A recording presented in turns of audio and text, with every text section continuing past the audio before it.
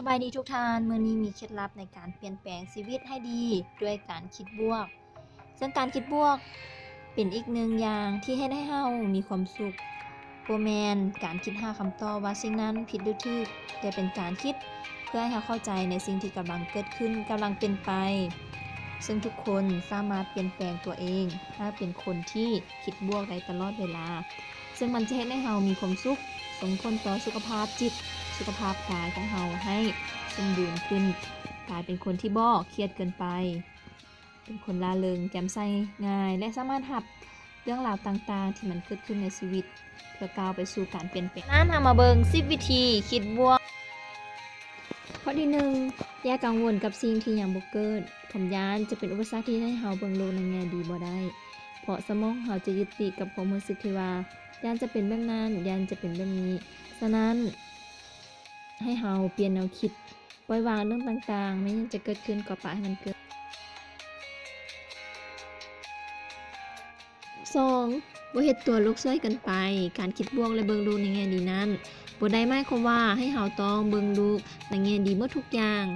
แต่เป็นการปรับมุมมองของเฮาบ่คิดลบเกินไปบ่คิดบวกเกินไปแต่ให้ปรับให้เป็นกลางที่สุด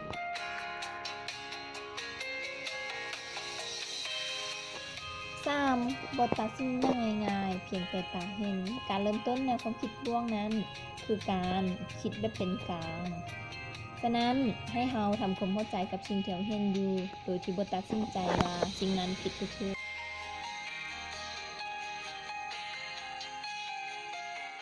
4. ผูกมิตรกับเพื่อนที่มีนิสัยร่าเริงและคิดบวกความรู้สึกที่ดีจะนำมาซึ่งความคิดที่ดีฉะนั้นควรหามิตรแทนที่นิสัยร่าเริงแจ่มใสไว้จากคนเพื่อแลกเปลี่ยนความคิดด้านดีหากอยู่กับคนที่ซีเรียสจริงจังกับชีวิตเกินไปเขาก็จะคิดบวกบ่ได้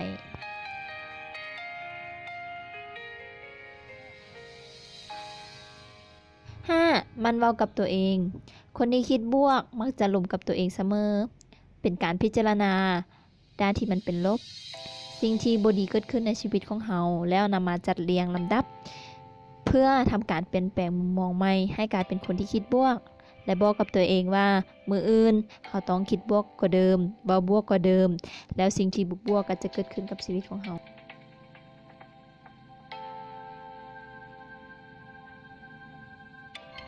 6. หัว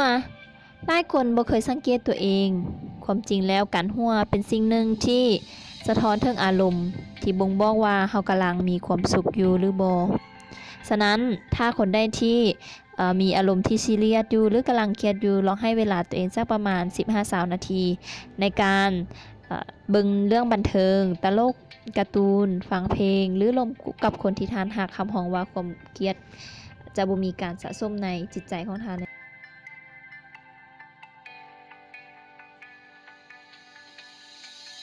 7. การนั่งสมาธิจะเฮ็ดให้เราเป็นคนที่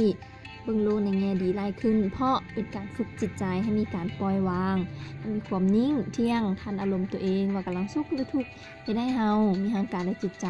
ที่เข้มแข็งบ่เก็บเรื่องที่บ่ดีเข้ามาที่สำคัญเฮ็ดให้เรามีความสุขจิตใจแจ่มใสนั่นเอง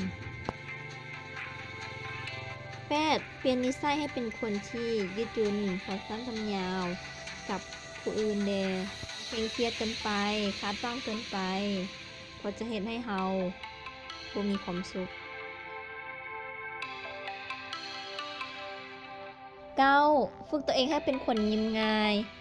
การยิ้มเป็นพื้นฐานเฮ็ดให้